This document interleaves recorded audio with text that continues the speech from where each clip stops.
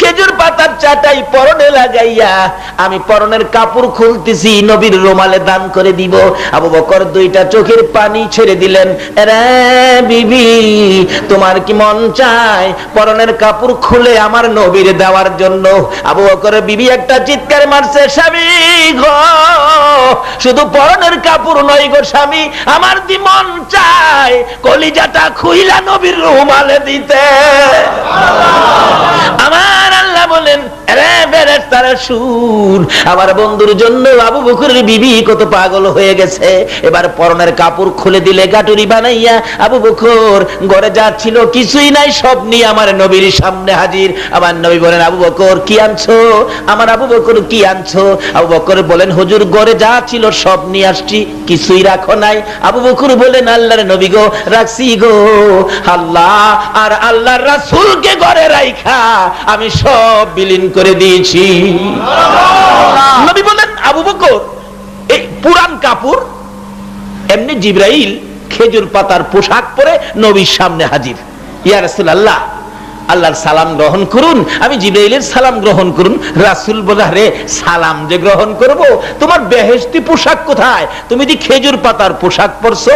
জিবরাইল বলেন, হুজুর শুধু আমি না, আরশ বহনকারী ফেরেশতা সহ জান্নাতের হুরিরা সহ আজকে খেজুর পাতার পোশাক। ইয়া রাসূলুল্লাহ, এই যে পুরান কাপড় দেখতেছেন, আবু বকরের বিবি আপনি নবীর ভালোবাসায় খেজুর পাতার পোশাক পরনে লাগাইয়া পরনের কাপড়টা খুলে আপনার জন্য দান করে দিয়েছে।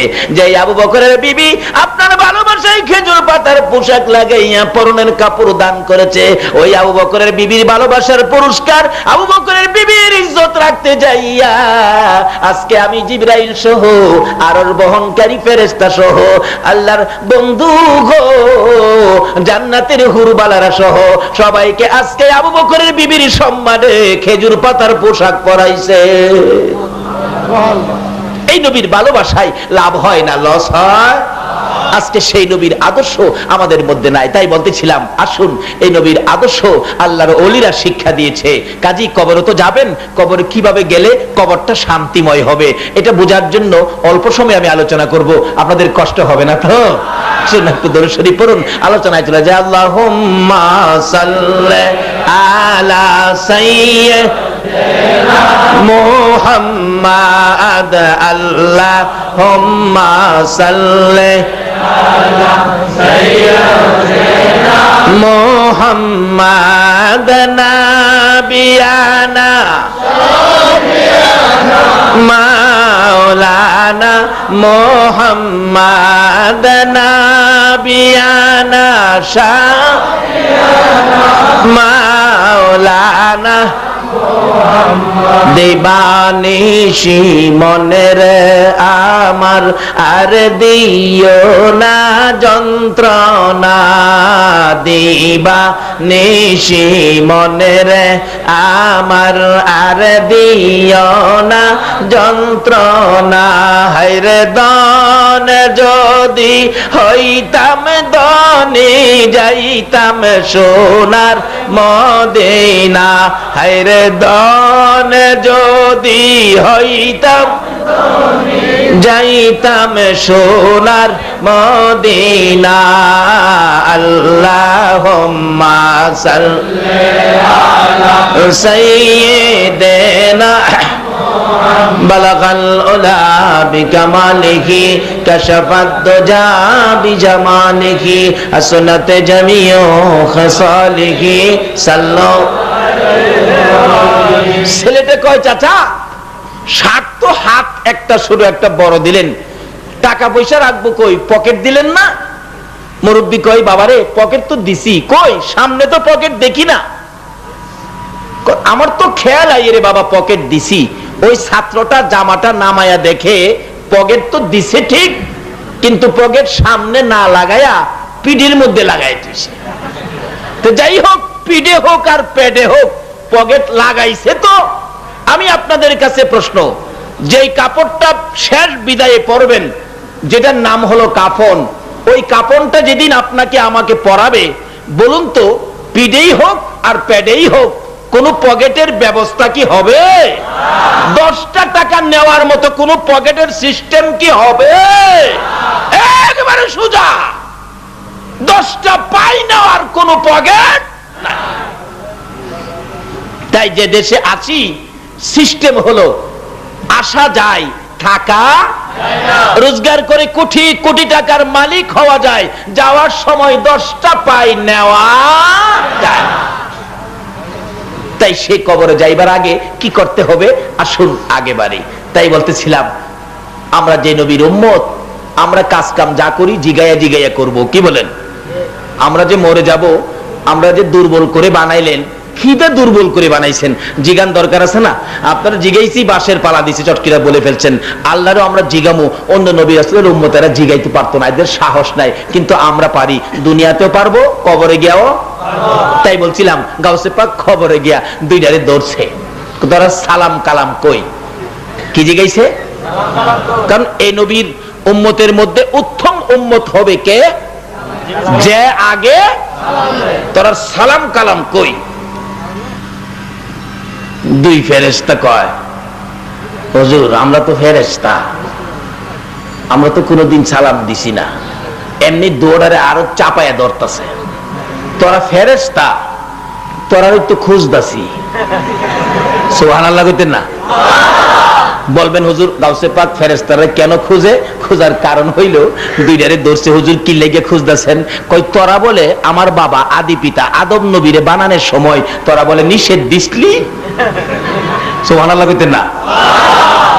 কই আদি পিতা আদম নবী, এরপরও খবর কয়ে লাইছে গাউসে পাক। আল্লাহু আকবার বলো। আরে গাউসে পাকের নাম জপিলে আল্লাহ পাওয়া যায়। বলুন গাউসে পাকের নাম জপিলে আল্লাহ পাওয়া যায়। পাগল কান্দিস না আর গাছ তলায়, কান্দিস না আর গাছ তলায়, গাউসে পাকের নাম জপিলে আল্লাহ পাওয়া যায়। গাউসে পাকের এমনি নিশানা, চোরকে ধরে কুতুবানা। গাউসে পাকের এমনি আর চোরকে ধরে কুতুবানা। মুর্দা মানুষ জিন্দা করে হাতের ইশারায়, মুর্দা মানুষ জিন্দা করে হাতের ইশারায়। গাউসে পাকের নাম জপিলে আল্লাহ পাওয়া যায়। আইরে গাউসে পাকের নাম জপিলে আল্লাহ পাওয়া যায়। গাউসে পাক আল্লাহর ওলি, যার তরিকায় আমরা চলি। গাউসে পাক আল্লাহর ওলি, যার তরিকায় আমরা চলি। যাহার নামের নিশানিতে আমরা শান্তি পাই, যাহার নামের নিশানিতে আমরা শান্তি পাই। গাউসে পাকের নাম জপিলে আল্লাহ পাওয়া যায়। হায়রে গাউসে পাকের নাম জপিলে আল্লাহ পাওয়া যায়। আচ্ছা গাউসে পাকের স্মরণে মাহফিল করে আপনারা কি মনে শান্তি পান না? না হয় কেন এত বড় মাহফিল, এত পয়সা কেন খরচ, এত আনন্দে আসে কিনা বলুন তো? যাই হোক, এদিকে আমার ওয়াজ না, আমার ওয়াজ হলো মৃত্যু আর কবর। কি বলেন?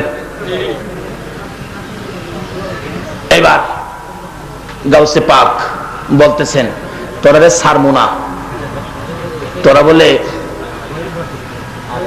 আদি পিতা আদম নবীরে বানানোর সময় নিষেধ দিসলি। দুই ফেরেশতা একজন আরেকজনের দিকে চায়, কিরে গাউসে পাক জানে কেমনে? আচ্ছা এই নবীর উম্মত সব খবর জানেনি, আমরাও জানি কি কোন জানি না?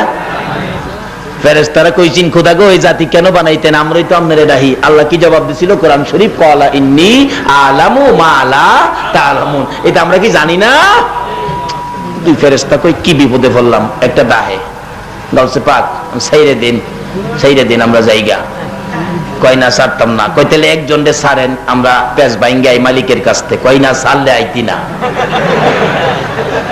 কয় না আই ফরুম, আমি না আইলে হেডারে মেইরেলেন। একটা কয় খুদা গো কি পেছো বললাম, দৌড়ছে ছাড়ে না। আল্লাহ কয় হগল জাগাত মাতবুরি করিস না। যে নবীর উম্মত কবরে গিয়া ওই এই খেলা খেলতারে, আমরা কি আল্লাহর দুইটা কথা জিগাইতাম না? হন আপনারা আমার লগে থাকলে ভারুম, একা পারতাম না। থাকবেন নি আমার লগে? না বাড়ির যাইবেন গা? কেডা কেডা যাইবেন গা? একটু হাত তুলে দেখাইছে, দু তিনজন তুলছে। আসলে বুঝে নাই কি গান, এর লেগে কোনো অপরাধ হইছে না। তবে ফেরেশতারা কইতাছে খোদা গো, এত বড় বরকতের মাহফিল তিয়ারা বলে দুইজন হাত তুলছে বাড়ি যাবুগা, এটা কি বেজাল লিখবো? আল্লাহ কয় চুপ, কি এর বেজাল লিখতি, বন্ধ কর বন্ধ কর। এই নবীর উম্মত দুই চারটে বেজাল করলে এটা সাইরা দিবেন। বাস্তবে আসুন, একটা দুলা জামাই আপনাদের এলাকায় যদি আসে, সাথে মেহমান আছে 500, আচ্ছা 500 মেহমানের মধ্যে একটা মেহমান যদি 2টা গ্লাস বাইঙ্গালা, এরকম হয় না অনেক সময়, 2টা গ্লাস বাইঙ্গালেছে, মেয়ের পক্ষের লোকেরা কয় মেয়ের বাবারে, চাচা এই পোলাপান গরম আইসাই 2 গ্লাস বাইঙ্গালেছে, এখানে কি সাইদারি করবো, আমরা সাইদারি করি এখানে খাওয়াবো না, রাগ ওইটা দেবো আমরা। মেয়ের বাবা কয় দেখ কথা কইস না, এরা কার সাথে আইছে জানস? দুলার সাথে আইছে, 2 গ্লাস ভাঙছে, আমি দরকার হয় 4টা কিনা দিমু ডেকোরেটর রে, 4টা কিনা দিমু, কথা কইস না। আরে একটা জামাই তার সাথে 500 মেহমান আসে, এক জামাই রুসিলায় একটু আয়োজন হয়েছে, একটা সাধারণ জামাই রুসিলায় একটু আয়োজন, 2টা গ্লাস বাংলে মেয়ের বাবা যদি 5টা গ্লাস কিনা দিতে রাজি হয়, যে নবী রুসিলায় কুল কায়নাত বানাইছে, এই নবীর উম্মত একটু ভুল করলে আমার আল্লাহ কি সাইরা দিতে পারে না? আরে তাকবীর, নারে রিসালাত, নারে গাউসিয়া। আসুন বাবারা, ভাইরা, আগে বাড়ি মরতে যে হবে এটা নিশ্চিত। আল্লাহ কয় কি ইস্যুতে তোরারে আটকাইছে? আচ্ছা আল্লাহ জানে না? ফেরেশতারা কয় খোদা গো, আগে বলে সালাম দিছিলাম না, সালাম দিবার লাগিয়া। আল্লাহ কয় তো ঠিকই তো, আমার নবীর উত্তম আদর্শ আগে কি করা? তাই হযরত আলী রাদিয়াল্লাহু তাআলা বলেন, এই বাগানের এই আসনটা কে পাবে? ফেরেশতা কয় যে আগে সালাম দেয় সে পাবে। সকালবেলা ঘুম থেকে উঠে আবু বকরের সাথে দেখা হযরত আলী রাদিয়াল্লাহু তাআলা। অন্যদিন হযরত আলী আবু বকরকে সালাম দিয়ে দিতেন, কিন্তু আজকে আবু বকরকে সালাম দিলেন না হযরত আলী। আবু বকর সালাম দিয়ে বললেন, হাই হাই, আলী কি সালামের কথা ভুলে গেল নাকি সালাম মদিনার থেকে উঠে গেল? নবীজির কাছে গিয়ে বললেন, ইয়া রাসূলুল্লাহ, একটা কথা বলতে আসছি। কি কথা? মনে বড় ব্যথা পাইতেছে হুজুর। কি ব্যাপার? হযরত আলী আমাকে প্রত্যেকদিন আগে সালাম দিয়ে দিতেন, কিন্তু আজকে যে আলী আমাকে সালাম দিল না, সালামের ব্যাপারে কি আলী গাফেল হয়ে গেল নাকি সালাম মদিনার থেকে বিদায় হয়ে গেল? এমনি দেখে হযরত আলী আসতেছে, রাসূল ডাক দিলেন, আলী এদিকে এসো। হুজুর কেন ডাকছেন?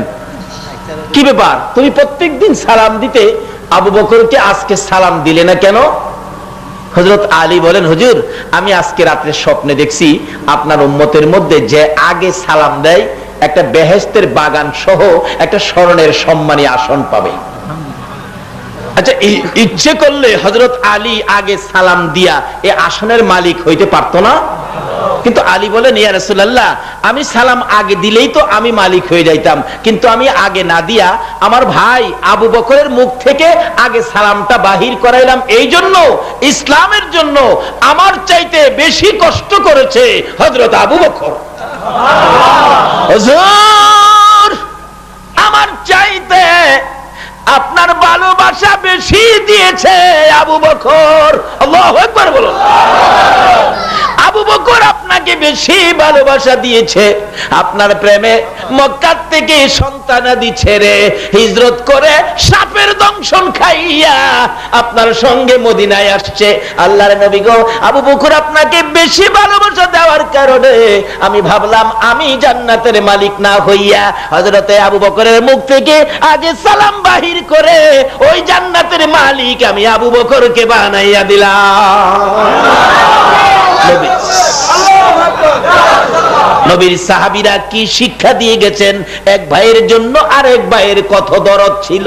এখন আমরা এমন এক জাতি হয়ে গেলাম, মুসলমানের মধ্যে হিংসা বিদ্বেষ ভরে গেছে। কিভাবে একজন আরেকজনকে মাইরা ফালাইয়াম, এই চিন্তাই খালি করি।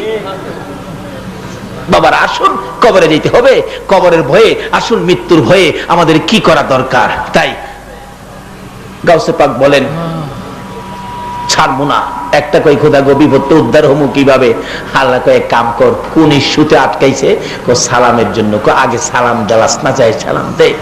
যাই কো হযরত আসসালামু আলাইকুম, কি ব্যাপার হযরত? আল্লাহ কইছে আপনার আগে সালাম দিতাম।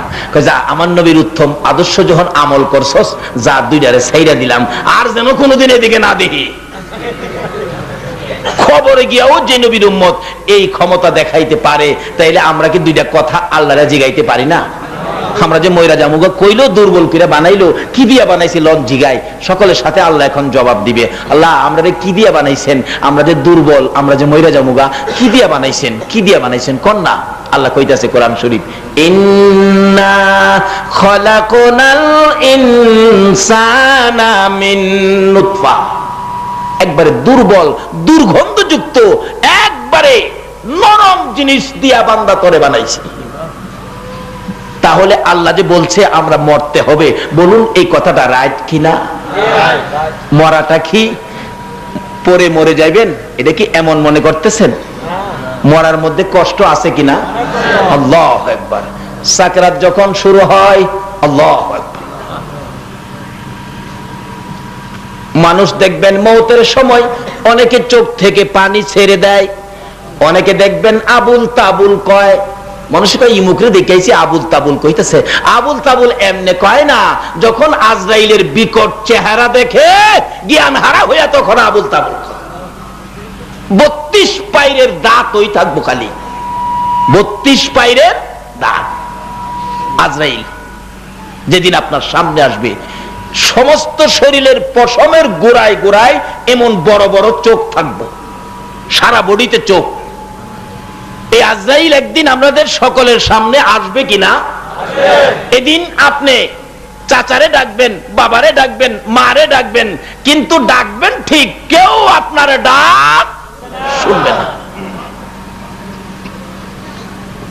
এই সময়টা একদিন আসবে কিনা বলুন তো? কেউ আপনার পাশে আসবে না, কেউ আপনার ডাক শুনবে না। অনেক সময় দেখেন স্বপ্নে বাঘে দৌড়াই, অনেক সময় স্বপ্নে বাঘে দৌড়াই না, বাঘে দৌড়াইতেছে, কিন্তু স্বপ্নে দেখবেন দৌড় দিলেও দৌড় আগাইতে চায় না। বিপদে পড়ে কাউরে ডাকলেও কেউ, এক বেচারা স্বপ্নে দেখতেছে তারে বাঘে দৌড়াইতেছে, বেটা বাঘের আক্রমণ থেকে বাঁচার জন্য দৌড়তে দৌড়তে দৌড়তে দৌড়তে একবারে এক মাঠের মাঝখানে, বন্দের মাঝখানে গেছে।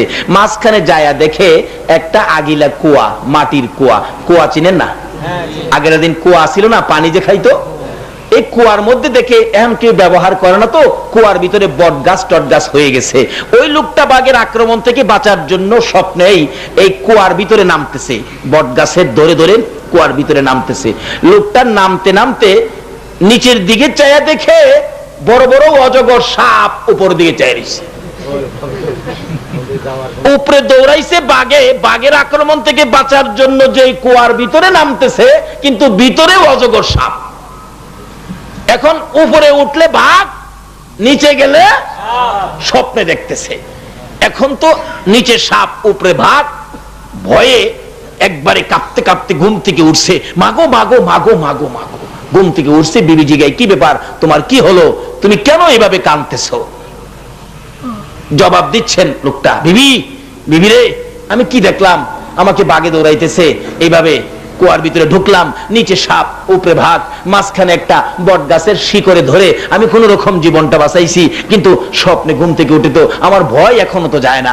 সকালবেলা একজন আল্লাহর ওলির কাছে গেছে, আল্লাহর ওলিকে গিয়ে বললেন, হুজুর আমি তো স্বপ্নে দেখলাম বাঘে দৌড়াইতেছে, বাঘের ভয়ে কুয়ার ভিতরে ঢুকলাম, গাছের জড়ে ধরে রাখলাম, নিচে সাপ। হুজুর যে শিকড়টা ধরে রাখছি বাঘের আক্রমণ থেকে বাঁচার জন্য, নিচে যাই না, ধরে রাখছি সাপের আক্রমণ থেকে বাঁচার জন্য। হুজুর এরপরে দেখি যে শিকড়টাই ধরে রাখছি, এই শিকড়টারে দুইটা ইঁদুরে কাটতেছে, একটা ইঁদুর সাদা আর একটা ইঁদুর কালা। দেখতেছি কুটকুট কুটকুট করে শিকড়টা কাটতেছে। হুজুর আমি ভয়ে ঘুম থেকে উঠলাম, আমি কি দেখলাম, কি দেখলাম? আল্লাহর ওলি বলেন, বাবারে বাঘে যে তোমারে দৌড়াইতেছে দেখছো, এটা তো ভাগ না, এটা হলো আজরাইল। বলুন প্রত্যেককে একদিন আজরাইল ধরবে কিনা? কোথায় লুকাবেন? আজরাইলের আক্রমণ থেকে বাঁচবার মতো জায়গা আমার আল্লাহ সৃষ্টি করে না।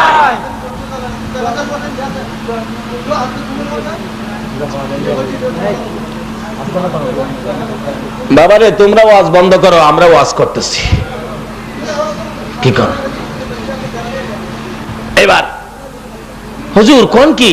হ্যাঁ, আমি যেই শিকড়টার মধ্যে ধরে রাখছি, এই শিকড়টা দুইটাই দূরে কাটতেছে, একটা কালা একটা সাদা।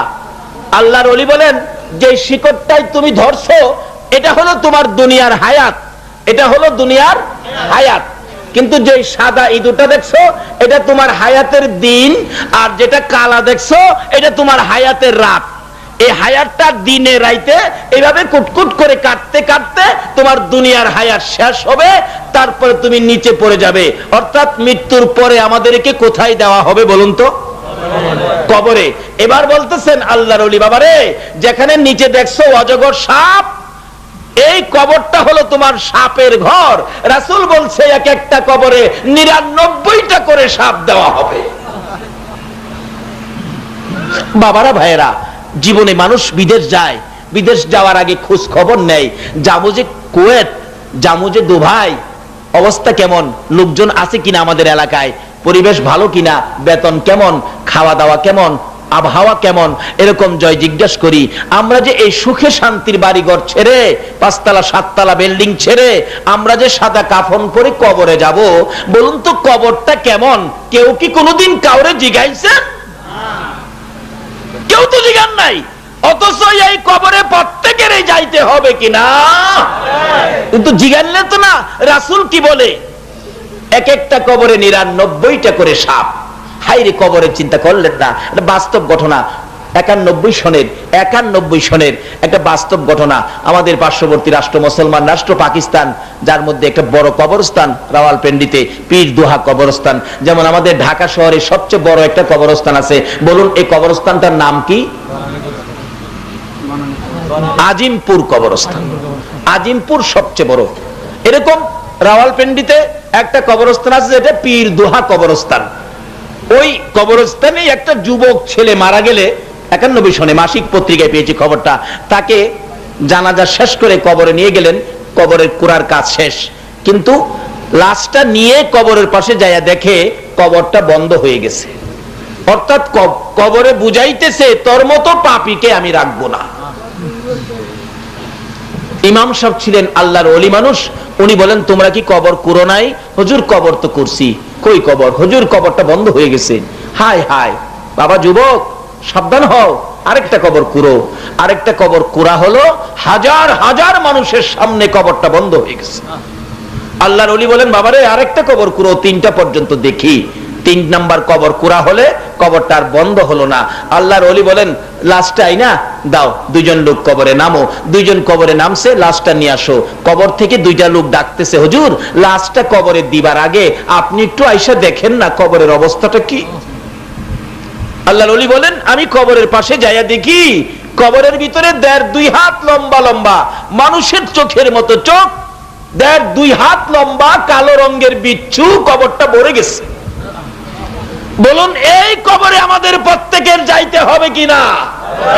কিন্তু এই কবরে সাপ বিচ্ছুর থেকে বাঁচার জন্য জীবনে কয়টা কাজ করেছেন? আল্লাহর ওলি বলেন বাবা এই কবরই তাকে দিতে হবে, যেহেতু 2টা কবর তার রাখতে অস্বীকৃতি জানাইছে। এবার লাশটা কবরে দিলে লোক 2টা উঠার আগে আগেই বিচ্ছুগুলো তার হাড্ডিগুলি টাইনা টাইনা খুলতেছে। এই কবরে অনেকের মা অনেকের বাবা আছে কিনা বলুন তো? আজকে এই মা বাবার জন্য আমরা দোয়া করা দরকার আছে না? আসুন দোয়া না করে কেউ যাবেন না, কারণ মা বাবা তো কবর থেকে ডাকতেছে, তো তাওয়াঙ্গার গার সুদি আজ মালে মা, তো চারা গাফেল সুদি আজ হালে মা। বাবারে আসুন, মৃত্যুর যন্ত্রণা এমন কি কবরের আযাব, এই 2টার থেকে আমরা কিভাবে বাঁচতে পারি সেজন্য আসুন আলোচনায়। মৃত্যুর যন্ত্রণা যে কত হবে, আল্লাহু আকবার। হযরত ইদ্রিস আলাইহিস সালাতু সালাম আল্লাহকে বলেছিলেন, আল্লাহ গো মৃত্যুর বলে খুব যন্ত্রণা কষ্ট হবে, একবার যদি আমি মইরা দেখতাম। ইদ্রিস নবী, আল্লাহ কয় আজরাইল হেরে লয়া। আজরাইল এর সামনে খাড়াইছে, দেখতেই তো চোখ মুখ লিলিয়ে গেছে, নবী হইয়াও খাতির নাই, একটু যন্ত্রণা দিছে। কেমন যন্ত্রণা? আল্লাহু আকবার। মওতের ঘটনা। একটা রগে রগে একটা ঘাস আছে উফুত ল্যাংড়া, যেটা উল্টা ফুল হয়। দেখেন অনেক সময় মুরগ জব করলে মহিলারা মুরগের গলার হাড্ডির ভিতর থেকে জারু শলা দিয়া গাইয়া সাদা একটা রগ বাইর করে। মৌতের কষ্ট যে কত, আজরাইল দেখলেই রুহুটা এদিক সেদিক ছুটাছুটি করতে থাকে আজরাইলের আক্রমণ থেকে বাঁচার জন্য। কত যে কষ্ট, আজরাইল তো টের পায় না। যেদিন সমস্ত পৃথিবী ধ্বংস হয়ে যাবে, আল্লাহ পাক নির্দেশ দিবেন, আজরাইল এবার তোমার রূহ তুমি কবজ করো, খানদান করো। আজরাইল বলবেন, প্রভু গো, আর তো কেউ নাই, আমারটা খানদান না করলে হবে না। আল্লাহ একটা ধমক দিবেন, সকল প্রাণী মৃত্যুর করে ঢলে পড়বে, আমার কোরআন মিথ্যা হবে, নবীর হাদিস মিথ্যা হবে, তাড়াতাড়ি তোমার রূহ তুমি বাড়ি করো। তখন আল্লাহ নির্দেশে ধমকে আজরাইল নিজের পায়ের আঙ্গুলি থেকে চিপ শুরু করবেন, একটা চিপ দিবেন, রুহুটা 2 আঙ্গুল বাহির হয়ে আসবে। এই কষ্টে আজরাইল এমন চিল্লানি চিল্লাবেন, কিতাব লেখে যদি ওই সময় আকাশ জমিন থাকতো, আজরাইল নিজের রুহু বাহির করার কষ্টে চিল্লানির আওয়াজে আকাশ বাইঙ্গা জমিনে পড়তো, জমিন ফাইটা আকাশে উঠতো। নিজের রুহু বাহির করতে এত কষ্ট, আর আমরাটা যে বাহির করবে কত কষ্ট হবে। এই কষ্ট বোঝানোর জন্য আমার নবী যেদিন এই জমিন থেকে বিদায় হয়ে যাবে, দরজায় দাঁড়াইলেন, দরজার মধ্যে আজরাইল ডাকতেছেন, দরজা খুলো। আমার নবী বলেন, ফাতেমা রে, দরজা খুলে দাও। খাতুনে জান্নাত ফাতেমাতুজ জাহরা বলেন, আমি দরজার কিনারে যাইয়া দেখি এমন একটা লোক দাঁড়াইছে যার মাথাটা আকাশে, পাও 2টা জমিনে। নবীর কাছে যদি এই সুরতে আজরাইল যায়, বলুন আমাদের কাছে কোন সুরতে আসবে? ফাতেমা বলেন, বাবা গো, এমন একটা লোক মাথা আকাশে পাও জমিনে, আমি দেখলে ভয় পাই, আমি দরজা খুলবো না। আমার নবী চোখের পানি ছেড়ে দিলেন, ও ফাতেমা, দরজা খুলে দাও গো, ইনি হলেন মালাকুল মউত আজরাইল। কিছুক্ষণের মধ্যে তুমি ফাতেমাকে ইতিম বানাইবো। বাবা গো, আমার ভয় লাগে। মারে ভয় লাগলো, আসবে। আমার নবীর পাশে বসলেন আজরাইল। ইয়া রাসূলুল্লাহ, আল্লাহ বলছে আপনি যদি অনুমতি দেন আমি জান খানদান করব, কিন্তু নবীর জান খানদান আমাদের মতো কি? আমাদের মতো। আমার নবী যেদিন দুনিয়া থেকে বিদায়, ওমর শুনেছে নবী নাকি দুনিয়া থেকে বিদায় হয়ে গেছে। ওমর তরবারিটা লইয়া দৌড় মারছে। কে বলে রে আমার নবী বিদায় হয়েছে? আমার নবী বিদায় হলে আমি ওমর থাকতে পারবো না। কোথায় আমার নবী, আমারে দেখতে দাও। দৌড়ে গেছে, যে দেখি নবী চাদর মাথায় দিয়ে শুয়ে আছেন, শেষ বিদায়। এমনি সময় ওমর বলেন, আমি মাথার দিকের চাদর খানি আদবের সহিত মুখ পর্যন্ত বাহির করলাম। ওমর বলেন, আল্লাহর কসম করে বলেন, আমি দেখি আমার নবীর এখনো 2টা ঠোঁট নড়ে রে। আমি চোরের কাছে কানটা লাগাইয়া শুনি আমার নবী এখনো উম্মতি উম্মতি বলে কান্দে। আমার নবীর মৃত্যু আমাদের মতো নয়, আমার নবীর জান খানদান আমাদের মতো নয়। এটা হলো আল্লাহর কুদরতের ব্যাপার। যেহেতু হায়াতুন নবী, জিন্দা নবী, কিন্তু কোরআন শরীফ রক্ষা করার জন্য আজরাইল আমার নবীর সামনে আসছে। আল্লাহু আকবার বলো। কিন্তু ব্যথায়, উম্মতের ব্যথায় ব্যথিত নবীর সামনে যখন বসলেন, আমার নবী চোখের পানি ছেড়ে দিয়ে কান্দে, আজরাইল আমি যদি আজকে বিদায় হয়ে যাই রে, আমার এতিম উম্মতের কে দেখবে? জিবরাইল কোথায় রে? ও আজরাইল তুমি একটু বসো, আমার ভাই জিবরাইল আসো। আমার আল্লাহ বলেন, জিবরাইল আমার বন্ধুর কাছে খবর নিয়ে জলদি যাও। জিবরাইল হাজির হয়ে গেলেন। ইয়া রাসূলুল্লাহ কিসের জন্য কাঁদছেন? আরে জিবরাইল আমি যদি বিদায় হয়ে যাই, আমার গুনাহগার উম্মতের উপায় কি হবে? আমার আল্লাহ বলেন, জিবরাইল রে আমার বন্ধুর কানে খবর দে, আমার বন্ধু বিদায় হয়ে গেলে আমার বন্ধুর সকল উম্মতের দেখা শোনার দায়িত্ব আমি আল্লাহর কুদরতি হাতে নিলাম। আমার বন্ধু যেন না কান্দে। আজরাইল বলেন, আমি নবীজির বুকের উপর একটু হাতটা দিলাম। নবীজি থরথর করে কাঁপতেছে, চিৎকার মেরে ডাকছে, ও আজরাইল, আমার বুকের উপর হাতটা রাখছো, আমি নবী কত কষ্ট পাইতেছি খবর জানোনি? 7 আসমান 7 জমিন যদি আমার বুকে চাপাইতি রে, এত কষ্ট আমি পাইতাম না। আমার আল্লাহ বলেন, বন্ধু একটু কষ্ট তোমাকে দেওয়ার কারণ হলো তুমি যে উম্মতের দরদি নবী। আমার নবী চিৎকার মারছে, আজরাইল, আমি না হইলে তুই হইতি না, আমি না হইলে কুল কায়নাত হতো না রে। আমার বুকের উপর হাত দিছো, আমি এত কষ্ট পাইতেছি রে আজরাইল, না জানি আমার গুনাহগার উম্মতের কত কষ্ট দেস রে আজরাইল। আমি রাসূল তোরে এই মুহূর্তে বলে দিলাম, আজ থেকে কিয়ামত পর্যন্ত আমার গুনাহগার এতিম উম্মতের জান খানদান করবি রে। আমার উম্মতের সকল ব্যথাগুলো আমি নবীর বুকের উপর চাপাইয়া দে। আমার আল্লাহ বলেন, বন্ধু দিতে হবে না, চাপাইতে হবে না, এই দরখাস্তটা করার জন্য একটু ব্যথা তোমাকে দিলাম। এবার আজরাইল বলেন, ইয়া রাসূলুল্লাহ, আমি কথা দিলাম আপনার উম্মত যারা হবে, আপনার আশিক যারা হবে, আপনার পাগল যারা হবে, আপনার কথা যারা মানবে, আপনার তরিকায় যারা চলবে, ওই আপনার উম্মতের জন্য আমি তো জান খানদান করার ব্যথা দিব না। নবী গো, আপনার সাথে ওয়াদা দিলাম, আপনার উম্মত যারা হবে গো, আপনার উম্মতের জান আমি এমন ভাবে খানদান করব, ছোট ছোট বাচ্চারা যেমন মার স্তনের দুধ খাইতে খাইতে ঘুমিয়ে যায়, কোনো খবর পায় না, ঠিক এইভাবে আমি আজরাইল আপনার উম্মতের জান খানদান করব। যেমনি ভাবে মার স্তনের দুধ খাইতে খাইতে বাচ্চাগুলো ঘুমিয়ে যায়, কোনো খবর পায় না, এমনি ভাবে আপনার উম্মতের জান নিয়ে আসবো, তারা কোনো খবর পাবে না। তাইলে মৌতের কষ্ট থেকে বাঁচতে গেলে আমরা কার উম্মত হইতে হবে? রাসূলের উম্মত হইতে গেলে নামাজ লাগবে কিনা? সুদ ছাড়তে হবে কিনা? ঘুষ ছাড়তে হবে কিনা? মাফে কম দেওয়া বন্ধ করতে হবে কিনা? বাপ মার সাথে ভালো ব্যবহার করতে হবে কিনা?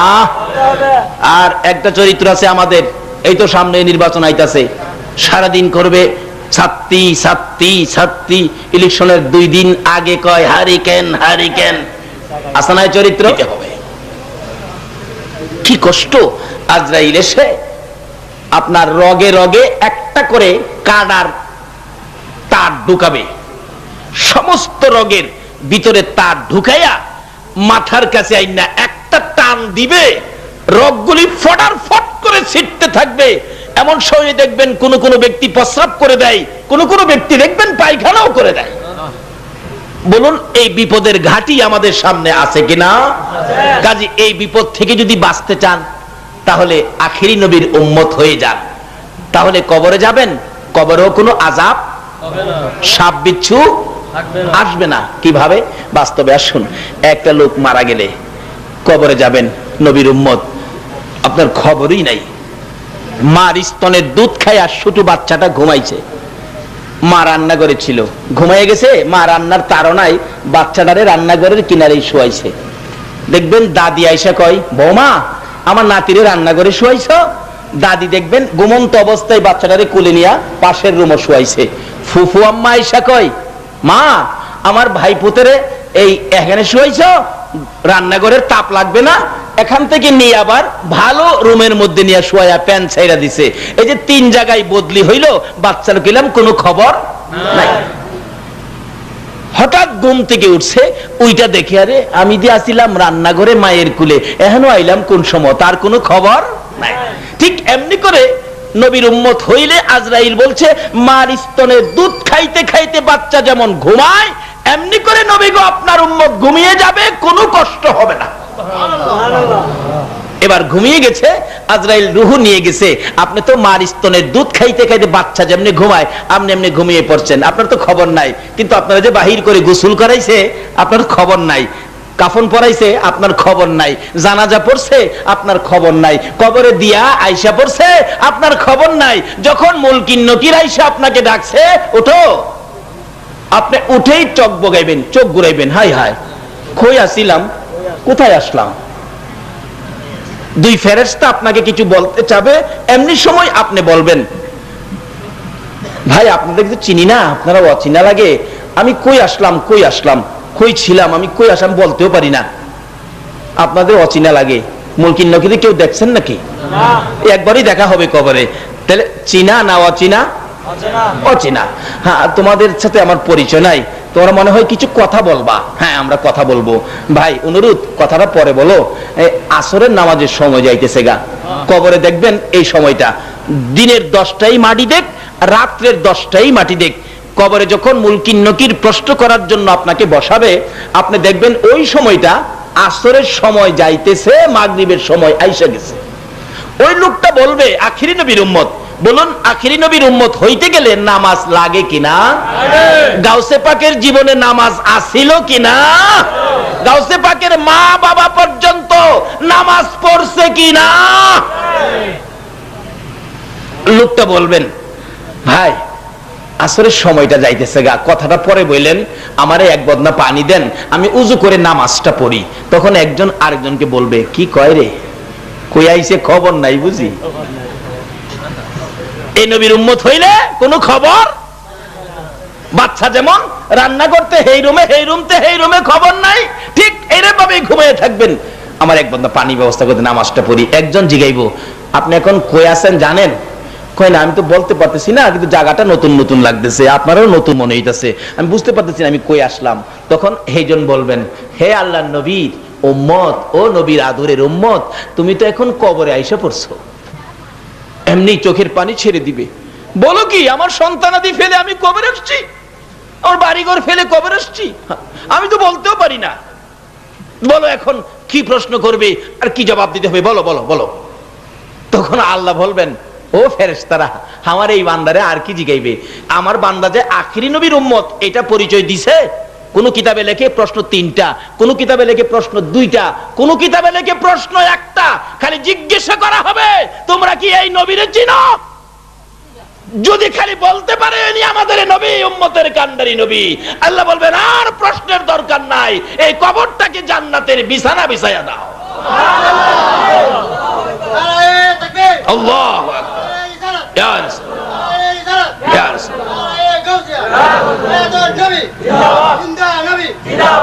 বাবারা, মৌতের কষ্ট বড় কষ্ট, কবরের কষ্ট বড় কষ্ট, কিন্তু মৌতের কষ্ট, কবরের কষ্ট থেকে বাঁচতে গেলে একটাই মন্ত্র, একটাই সাবজেক্ট, একটাই অফিস, একটাই কেন্দ্র, একটাই ক্ষেত্র, আখিরি নবীর উম্মত হও।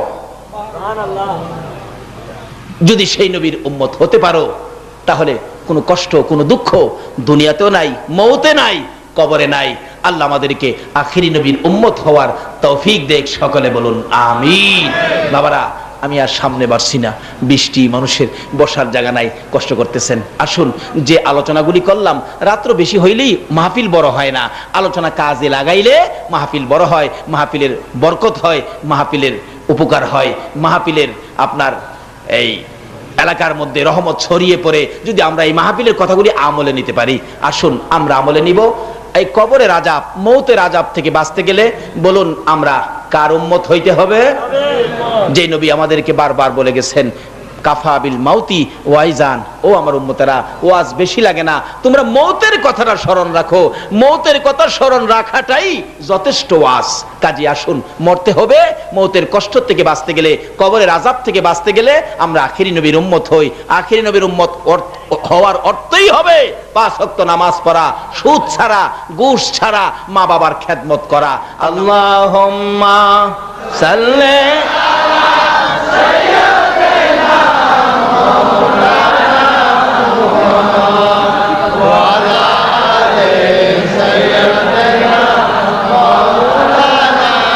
মুহাম্মাদ, আল্লাহুম্মা সাল্লি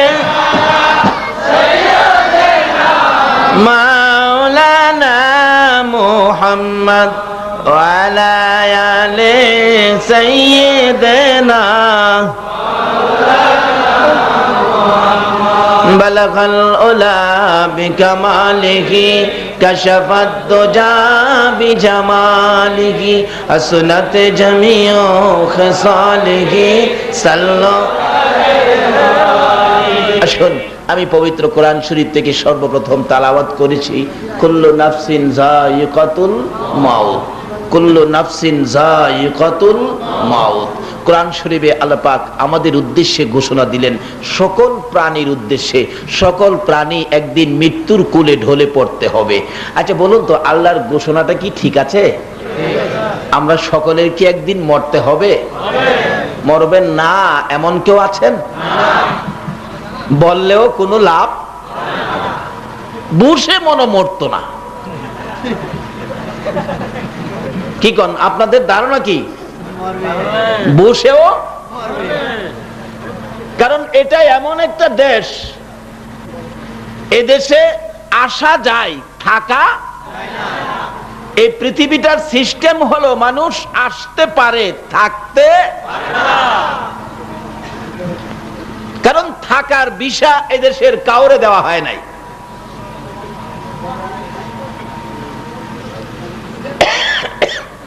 কিন্তু যাইতে যে হবে এটা তো নিশ্চিত। এখন সকল প্রাণীর ব্যাপারটা আমাদের চিন্তা করে লাভ নাই, লন আমরা নিজেদের ব্যাপার চিন্তা করি। আল্লাহ পাক আমাদের উদ্দেশ্যে মৃত্যুর ঘটনা ভালো করে বোঝানোর জন্য আল্লাহ নিজে কোরআন শরীফে আরেক জায়গায় বলেছেন, খলিকাল ইনসানু যায়িফা, এ মানুষ আমি তোমাদেরকে দুর্বল করে বানাইছি। তার কারণ হলো আমরা যে মরে যাব। কারণ শক্ত করে বানায় লাভ কি বলুন? আজকের প্যান্ডেলটা, এই মাহফিলের প্যান্ডেলটা করেছে, এটা কি 2 দিন পরে থাকবে? এটা অস্থায়ী। এই জন্য যেই ফিলারগুলি মাটির মধ্যে রাখছেন প্যান্ডেল করতে গিয়ে, এই ফিলারগুলি কি আরসিসি ফিলার দিয়েছে? কিসের ফিলার? বাঁশের ফিলার। কেন? এটা তো কালকে খুইলেই ফেলাবে, এই জন্য আরসিসি ফিলার দেয় নাই, হালকা ফিলার দিছি কোন রকম। আল্লাহ বলেন সকল প্রাণীও মরে যাবে, তোমরাও তো মরে যাবে, কেউ থাকবে না। কাজেই তোমাদেরকে আমি মজবুত করলাম না, আর সিসি ফিলার দিয়ে বানাইলাম না, বানাইলাম একবারে দুর্বল করে। খলিকাল ইনসানু যায়িফা, নরম করে দুর্বল করে বানাইলাম, কারণ তোমরা তো মরেই যাইবা। এখন লোন জিগাই, আল্লাহ যে বললো আমরা দুর্বল করে বানাইলো, কি দিয়ে বানাইলো? জিগাইলাম প্যান্ডেলের পালা কিসের দিল? আপনারা তো বলে ফেললেন বাঁশের পালা। তা আমরা আল্লাহরে জিগাইতে পারবো না, আল্লাহ আমরারে কি দিয়ে বানাইছো? কে বলেন? আমরা জিগামু, রাজি আছেন তো আপনারা? হ্যাঁ, একবারে জয় জিজ্ঞেস করে লুমু। অন্য নবী রাসূলের উম্মতেরা আল্লাহরে জিগাইবার সাহস পাইছে না, কিন্তু আমরা যে আখিরি নবীর উম্মত, আমরা কিছু জিগাইবার সাহস, শুধু এখানে না তো কবরেও জিগাইবার সাহস আছে। গাউসে পাক কবরে যখন শুইলেন, আল্লাহর ওলি গাউসে পাক যখন কবরে শুইলেন, কাশফওয়ালা ওলিরা, অন্তরের চক্ষু যাদের খোলা, তারা কবরের চারপাশে দাঁড়ায় রইলেন। মুলকিন নকির আয়েশা কি জিগায় দেখবে। আয়েশা বলেন, তোমার রব কে? গাউসে পাক কোনো কথা কয় না। আবার জিগাইলেন, তোমার রব কে? কোনো কথা কয় না। 3 বারের মাথায় যখন একটু রাগ হইয়া গেছে মুলকিন নকির, এমনি দৌড়ারে থাপাদা দৌড়ছে। বলুন তো আল্লাহর ওলিদের ধরা কেমন ধরা হবে?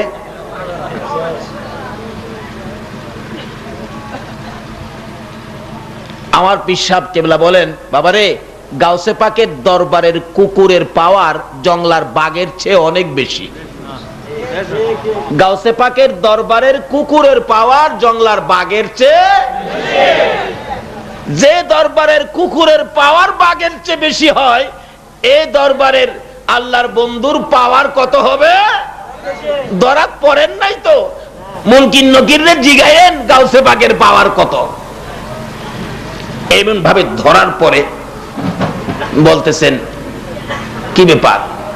কই তোমরা বারবার খালি কো আমার রবকে রবকে, যে রবের প্রেমে দেহটা জ্বালিয়ে দিলাম, আজকে আমার জিগাও রবকে। তোমাদের সালাম কালাম কই? কারণ যেই নবী সৃষ্টি না হইলে জগৎ সৃষ্টি হতো না, তোমরাও সৃষ্টি হতে না। এই নবীর উত্তম আদর্শ হলো আগে সালাম দেওয়া। বলুন আগে কি দেওয়া? আজকে সেই নবীর আদর্শটুকু আমাদের কাছে নাই। আজকে একটু লেখাপড়া শিখলে বড় বড় হাফ প্যান্ট পরলেই, দাঁড়াইয়া প্রস্রাবের সাপ হইলেই ভদ্রতা বজায় রাখে, অফিস আদালতে গেলেই ডাক দেয় বস, গুড মর্নিং, গুড নাইট। তোমাদের লজ্জা থাকা উচিত মুসলমানের সন্তান। যারা তোমাদেরকে গুড মর্নিং, গুড নাইট শিখাইছে, তারাই আজকে ইরাকের জমিনে এসে আমাদের মা বোনদেরকে ইজ্জত মারতেছে। যারা তোমাদেরকে গুড মর্নিং, গুড নাইট শিখাইছে, তারাই মুসলমানদেরকে পাখির মতো গুলি করে করে মারতেছে। আজকে তাদের প্রতিশোধ নিতে গেলে মুখে তালা লাগাইতে হবে। তাদের আদর্শ আর আমরা ব্যবহার করব না। যেই নবীর আদর্শ গাউসে পাক কবরে গিয়েও ব্যবহার করে, আজকে সেই গাউসে পাকের স্মরণে শুধু মাহফিল করলেই চলবে না, এই আদর্শগুলো আমাদের মধ্যে আনতে হবে। রাজি আছেন না? পত্রিকায় মার্কিন বাহিনী দ্বারা নির্যাতিত, ইহুদি খ্রিস্টান দ্বারা নির্যাতিত আমাদের মা, আমাদের বোন, ইরাকের আবু গারিব কারাগার থেকে একটা মহিলা চিঠি লিখছে, চোখের পানি দিয়ে কাঁদতে কাঁদতে।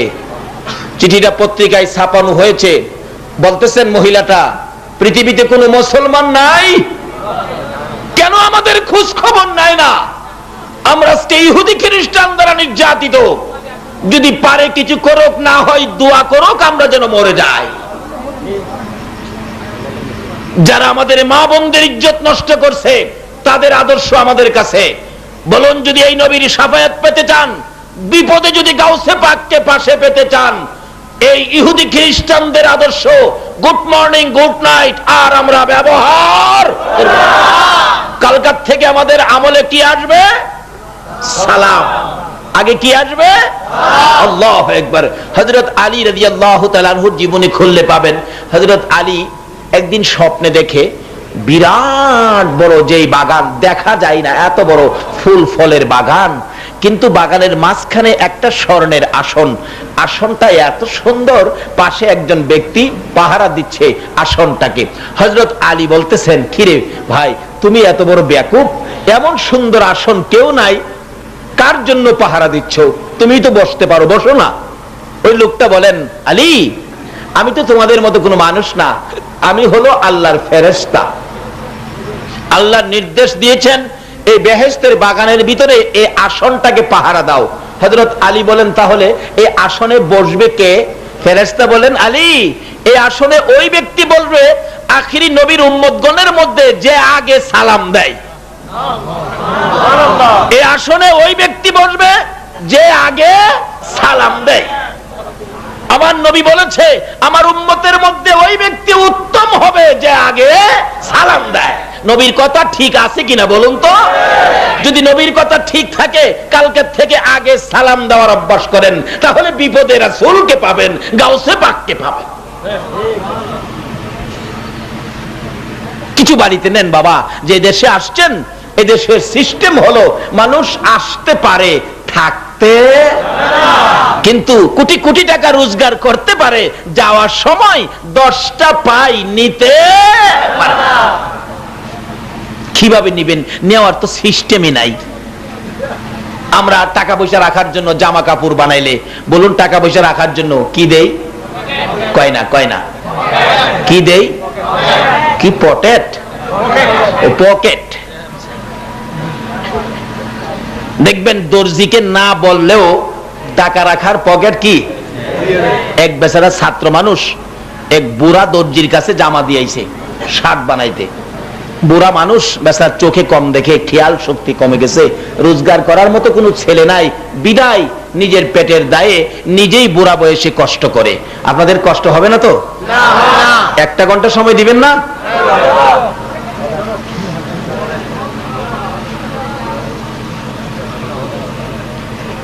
শার্টের মাপ দিয়ে আসলেন, দর্জি তো শার্ট বানাইতে গিয়া ভাবতেছেন, শার্ট যে দিয়ে গেল ছেলেটা, শার্ট কি ফুল হাতা বানাবো না হাফ হাতা বানাবো, এটা তো আর জিগাইলাম না, ছেলেরাও তো বললো না।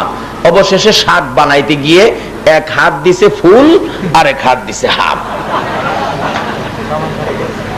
কি করব বলে নাই, যখন দুটো দেই দেখা যাক কোনটা ঠিক হয়। বানাইয়া হ্যাঙ্গারে ঝুলাই রাখছে শার্ট, একটা ছোট একটা বড় বাতাসে ঝুলে। ছাত্র তো শার্ট নিতে আইছে, চাচা আমার শার্ট হইছে? হ্যাঁ বাবা হইছে। কই? ওই যে। কইটা কি শার্ট বানাইলেন? একটা হাত বড় আর একটা ছোট। কই বাবা রে তুমি তো বলো নাই কোন হাত দিব, বিদায় দুইটা দিছি, তোমার যেটা পছন্দ সেটা ফালাই দাও। কইতে পকেট দিলেন না, টাকা পয়সা রাখবো কই? কই পকেট দিছি তো। পকেটের কথা না বললেও পকেট দেয় কিনা বলুন তো? আরে মাশাআল্লাহ, আমাদের দেশের দর্জিরা দেখবেন, আমাদের দেশের দর্জিরা পাঞ্জাবি বানাক, শার্ট বানাক, পকেট উপরে একটা দেয় আর একটা আসেনি, আসেনি। আমার এটা এই দেশের বানাল, হ্যাঁ এটাতে আছে, আছে। আবার সৌদির বানানো পাঞ্জাবির মধ্যে নিচের পকেট পায় না, তাহলে বোঝা গেল সৌদিতে নিচের কাম করুন না নাই। বলে হুজুর আমরা দেশও, হ্যাঁ আমরা দেশও আছে বিদায় দর্জিরে না। আমি আল্লাহর কসম করে কই নিচের পকেটের কথা আমি দর্জিরে কই নাই, আমি আজকে জানি, আজকে হাত দিয়া দিয়ে আছে। এরপরেও কিন্তু টাকা পয়সা রাখা যায় না। কি কারণ? আমার বাস স্ট্যান্ডে একদিন এক বেচারা ভদ্রলোক মাথায় হাত দিয়া বসে রয়েছে। জিজ্ঞাসলাম বাবা কি ব্যাপার, মাথায় কি কোনো ব্যথা হইতেছে? না হুজুর ব্যথা না তো। কি বাসের থেকে 14,000 নাই? এই রোগ আসেনি বাংলাদেশও? থাকলে ভালো কথা। আখিরি নবীর উম্মত যদি হতে চান এই রোগ ছেড়ে দিতে হবে। কি বলেন ঠিক কিনা? আচ্ছা, এই নবী পাওয়ার পরে আর কোন পাওয়ার দরকার আছে? আবু বকরের জীবনী খুলুন। আবু বকর নিজের ঘরে যা ছিল রে সব আমার নবীর জন্য বিলীন করে দেয়। একদিন আমার নবী মসজিদে নববীর বারিন্দায় গায়ের চাদর মুবারক বিছাইয়া ডাকতেছে, ও আমার আদরের সাহাবীরা, তোমরা আমাকে কে কি দিয়া খুশি করবা জানতে চাই। এমনি সাহাবীরা দৌড়ায় বাড়িতে গেলেন, যা যা পাইছে সব নিয়ে দৌড়। বিবি জিগাই, স্বামী গো পাগলামি করতেছো কেন? ও বিবি তুমি কি খবর পাও নাই রাসূলকে খুশি করতে হবে বিদায়? পাইয়া দৌড় দিলাম। কি আনছো? ইয়া রাসূলুল্লাহ, ঘরে যা ছিল অর্ধেক রাখলাম, অর্ধেক নিয়ে আসলাম। তুমি কি আনছো? হুজুর 4 ভাগের 3 ভাগ রাখলাম, 1 ভাগ নিয়ে আসলাম। তুমি কি আনছো? হুজুর 4 ভাগের 3 ভাগ নিয়ে আসছি, 1 ভাগ রাখছি। সকলের পরে আসবে আবু বকর। আমার রাসূল বলেন দেখি রে আমার আবু বকর কি আনবে। আবু বকর বলেন ঘরের ভিতরে যাইয়া রুমালটা বিছাইয়া তালাশ করি, ঘরে কিছুই নাই, নবীর প্রেমে সব বিলীন করে দিয়েছি। অবশেষে পাইলেন একটা ছোট্ট গ্লাস, নিমকদানি, তরকারির চামিচ, 4 কাপ, 4 পিরিচ, এগুলি গাঠুরি বানতেছে। আবু বকরের বিবি দৌড়ে এসে সামনে দাঁড়াইয়া ডাকে, স্বামী শুনেছি রাসূল বলে গায়ের চাদর মুবারক বিছাইয়া সাহায্যের হাত বাড়াইছে। হ্যাঁ বিবি তাই তো করেছে।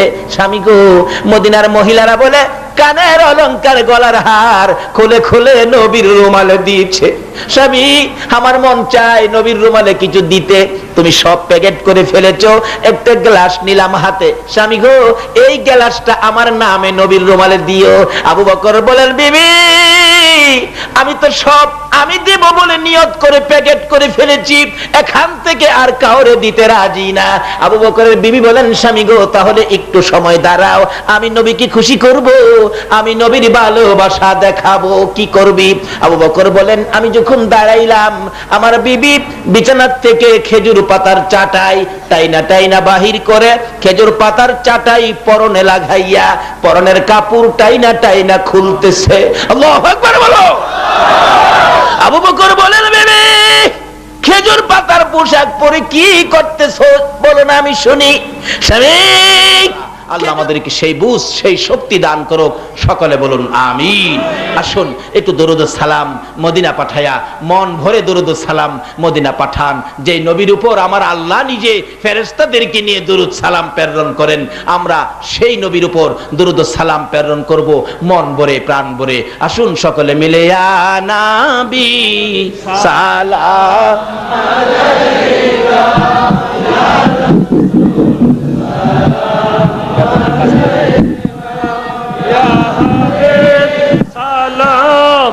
আলাইকা সালাওয়াতুল্লাহ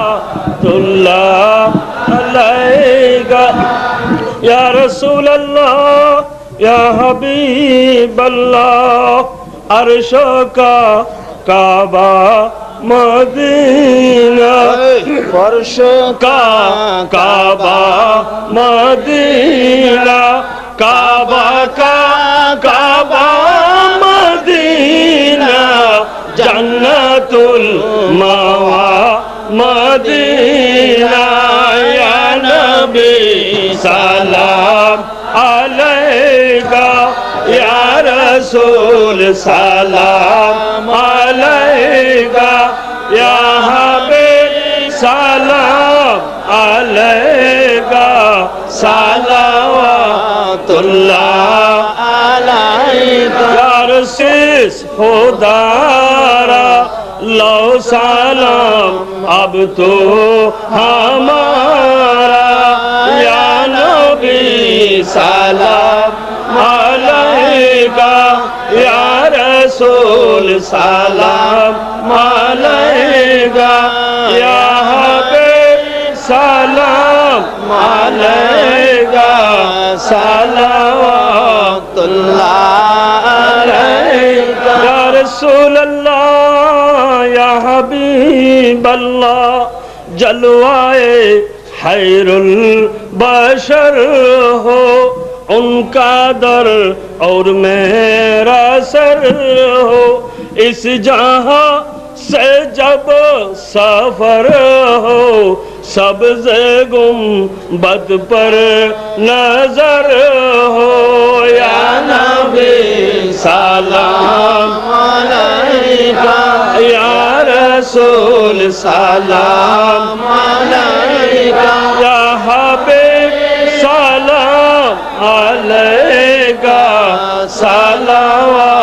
सलावतुल्लाह अलैका ओ सलाम मुस्तफा जाने रहमत पहला को सलाम शाम बज में हिदायत पहला को सलाम से आजम इमाम तू का बनो का गौ से आजम इमाम तू का बनो का जलवाए शान कुदरत पहला को सलाम मुस्तफा जाने रहमत पहला को सलाम शाम बज में हिदायत पहला चौरबी सिरकुटी अल्लामा तैयब शाह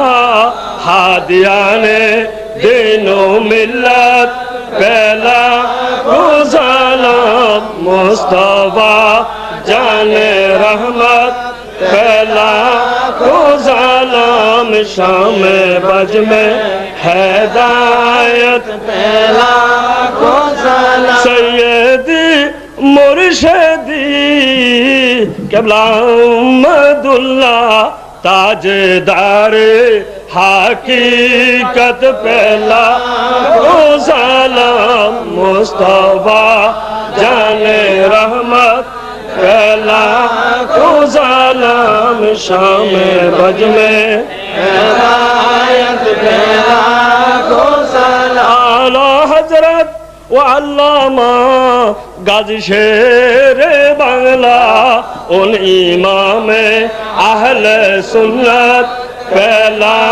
को सलाम मुस्तफा जाने रहमत पहला को सलाम शाम बज में हिदायत पहला को सलाम एक मेरा ही रहमत पेदावा नहीं मुस्तफा की सारी उम्मत पहला को सलाम मुस्तफा जाने रहमत पहला को सलाम शाम बज में हिदायत पहला को सलाम अस्सलाम सदका मिलाद रसूल ये सलामी आज जाना हो कबूल मदीने की चाल हजारों सलाम मदीने की चाल लाखों सलाम मदीने की चाल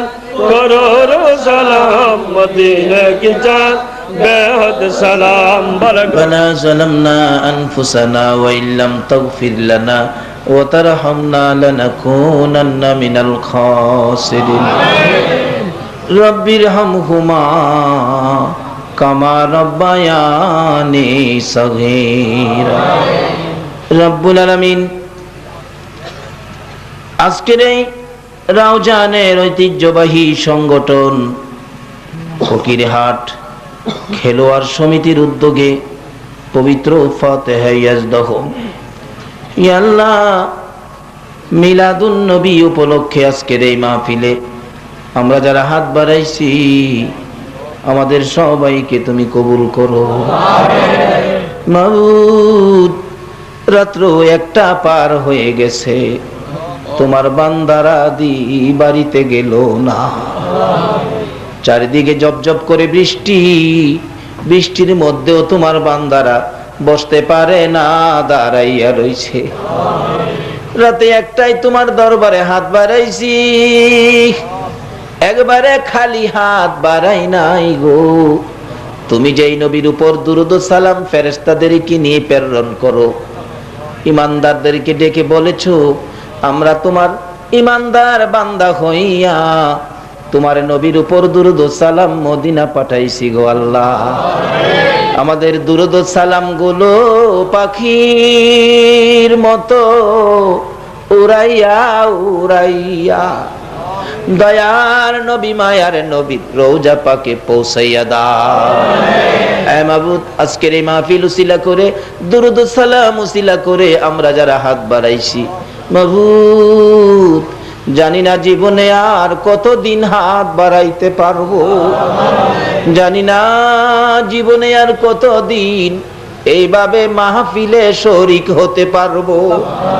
কবে জানি মৌতের চিঠি দিয়ে নিষ্ঠুর আজরাইল পাঠাইয়া দাও, যে আজরাইলের মায়া নাই দয়া নাই গো আল্লাহ। মার কুল থেকে সন্তান নিয়ে যায়, সন্তান রেখে মা নিয়ে যায়। নিষ্ঠুর আজরাইল কবে জানি কার দুয়ারে হাজির হইয়া যায়, কবে জানি 4 জনে ধরে ধরে ঘর থেকে বাহির করবে, উঠানের কিনারে পর্দা টানাবে, উত্তর দিকে মাথা দিয়ে শোয়াবে, নাকে কানে তোলা লাগাবে রে। বড়ি পাতার গরম পানি, আল্লাহ আল্লাহ আল্লাহ, বড়ি পাতার গরম পানি ডালবে রে। এতিম সন্তানেরা বাবা বাবা কইয়া কাঁদবে। মাবুদ রে, কবে জানি বড়ি পাতার গরম পানির গোসল হইয়া যায়, কবে জানি বিছানা খালি হইয়া যায়, কবে জানি কার সন্তানেরা এতিম হইয়া যায়, কবে জানি কার দোকান 3 দিনের জন্য বন্ধ হইয়া যায়। কাস্টমাররা দোকানের সামনে দাঁড়াইয়া বলবে দোকান খোলে না কেন, দোকানের মালিক কোথায়? পার্শ্ববর্তী দোকানদার বলবে ও ভাই, তুমি কি খবর পাও নাই এ দোকানের মালিক দুনিয়ায় না? কবে জানি কার দোকান 3 দিনের জন্য বন্ধ হয়ে যায়। ওই দিন আসার আগে আজকের মাহফিলে আমরা যারা হাত বাড়াইছি গো আল্লাহ, কার জীবনে কত গুনাহ তুমি হিসাব জিগাইও না। কে নামাজি, কে বেনামাজি, কে নেককার, কে গুনাহগার, কে মেয়ে, কে পুরুষ, কাউরে কিছু কইও না। এই মাহফিলের উসিলায় আমাদের সবাইকে তুমি মাফ করে দাও। ইয়া আল্লাহ, রাত্রে 1টার পরে গাউসে পাকের স্মরণে মাহফিলে বসে, মিলাদুন নবীর মাহফিলে বসে আমরা যে জীবনের গুনাহ ক্ষমা চাইলাম, তুমি ক্ষমা করছো নি গো আল্লাহ। ডাক দেন না আল্লাহ, হে আল্লাহ, জীবনের গুনাহ ক্ষমা করছো নি? আমরা যে তোমারে আল্লাহ আল্লাহ কইয়া ডাকলাম। দুনিয়ায় দেখি সন্তান যদি অপরাধ করে বাবা ধমক দেয়, বাড়িতে জায়গা দিবে না। বাবার বয়স সন্তান বাড়িতে আসে না। রাত্র যখন 12টা 1টা বাইজা যায়, অপরাধী সন্তানের জন্য মা দরদি দরজাটা খুইলা দাঁড়াইয়া থাকে রে আল্লাহ। একটা অপরাধী সন্তানের জন্য মায়ের মতো দরদি যদি দরজা খুইলা দাঁড়াইয়া থাকতে পারে, তুমি কি তোমার বন্ধুর গুনাহগার উম্মতের জন্য মাফের দরজা খুলতে পারো না গো আল্লাহ? ডাকতেন না ইয়া আল্লাহ, ইয়া আল্লাহ। মাবুদ ঘুরাইও না, ফিরাইও না। তোমার বান্দার আল্লাহ আল্লাহ কইয়া ডাকলো, তুমি কেমনে ফিরাইবা? তুমি যদি ফিরাইয়া দাও, তুমি বলো না আমরা আর কার কাছে যাব গো আল্লাহ? ফিরাইও না, ঘুরাইও না। দুরূদ ও সালামের উসিলায় আমাদেরকে মাফ করে দাও ইয়া আল্লাহ। জীবনের গুনাহ মাফের আশার দরখাস্তের পর আর একটা দরখাস্ত করি, তুমি কিন্তু রাগ হইও না। মাউত, আমি জানি না রে কার মনে জানি কি আগুন জ্বলে রে, কার মনে জানি কি ব্যথা। বলার ইচ্ছা ছিল আমার কাছে, তো বলতে পারে না। আমি জানি না একটার পরে যারা হাত বাড়াইছে, কার মনে জানি আগুন মা নাই, মা নাই রে আল্লাহ। কার মনে জানি ব্যথা বাবা নাই, বাবা নাই রে। হ্যাঁ মাবুদ, মা বাবা সন্তানের জন্য কত দরদি ছিল। যে বাবা মাথার গাম পাতায় ফালাইয়া রোজগার করে সন্তানকে মানুষ করেছে, সারাদিন বাবা মাঠে ঘাটে কাজ করে সন্ধ্যার সময় বাড়িতে আসছে রে, হাত মুখ ধুয়ে বাবা যখন খাইতে বসছে, মা বাবাকে দুধ দিছে, ভাত দিছে খাওয়ার জন্য। বাবা যখন দুধ ভাত ভালো করে মাখতো, আমরা যাইয়া বাবার চারদিকে গারাও করে বসে যাইতাম। বাবা এত কষ্টর পরেও দুধ ভাত মাখা ভাত একটাও মুখে দেয় না। দুধের ভাতগুলি সকল সন্তানের মুখে মুখে বাইটা দিয়া দিছে। মাবুদ রে, এত আদর করতো বাবাই, দুধ কলা খাওয়াইয়া। এখন জানি কার বাবা রইছে কবরে ঘুমাইয়া। মাবুদ রে, ওই মা কার জানি কবরে গো। আমরা যখন ছোটকালে মার সাথে ঘুমাইছি, মা শীতের রাত্রে একটু পরে পরে বাচ্চার নিচে 2টা হাত বাড়াইতো, প্রস্রাব করে দিয়েছি। মা প্রস্রাবের খাতা বদলাইছে, আবার হাত বাড়াইছে, প্রস্রাব করেছি। মা খাতা বদলাইছে, আবার হাত বাড়াইছে, প্রস্রাব করেছি, খাতা শেষ। মা দরদি বিজা জায়গার মধ্যে শুইয়া রে তোমার আমার মতো সন্তানের শুকনা জায়গায় শুয়াইছে। আবার যখন প্রস্রাব করে দিছি, মা সন্তান রে কোথায় শুয়াবে, শুকনা জায়গা পায় না। অবশেষে মা দরদি সন্তান টাইনা বুকে উঠাইছে রে আল্লাহ। ওই মা কার জানি নাই রে, ওই বাবা কার জানি নাই রে আল্লাহ। এই মুহূর্তে ওই সকল মা বাবার কবর গুলো জান্নাতের বাগান বানাইয়া দাও মাবুদ রে। আমি নিজেও মা হারা হয়ে গেছি, এ মারে তো আর দেখি না রে আল্লাহ। বাড়িতে যাইয়া চাচির মুখ দেখি, জেডির মুখ দেখি, আমার মায়ের মুখটা দেখি না। আমার মতো যারা মা হারা হয়ে হাত বাড়াইছে, যারা 2টা চোখের পানি ছাড়ছে রে আল্লাহ, এই চোখের পানি দেখলে তোমার কি মায়া লাগে না? তোমার কি দয়া লাগে না? ওই মা হারা সন্তানের কান্না তুমি কেমনে সইবা গো আল্লাহ? মা হারা একটা সন্তান বিদেশ থেকে আল্লাহ আমাদের মধ্যে যারা নামাজি, নামাজ কবুল করে লও। যারা নামাজ পড়ে না, নামাজের বুঝ দান করে দাও। যারা মদিনা যাওয়ার পাগল, পাখির মতো উড়াইয়া মদিনা লইয়া যাও রে আল্লাহ। কত ভাইয়েরা আছে শুধু জীবনে শুনছে সোনার মদিনা, কিন্তু নয়ন ভরে তো একবার দেখলো না মদিনা রে। ও সোনার মদিনা। 2001-এ হজে গিয়েছিলাম। মুহাম্মদ ওয়ালা আলিহি ওয়া আসহাবিহি আজমাইন বিহক লা ইলাহা ইল্লাল্লাহু মুহাম্মাদুর রাসূল।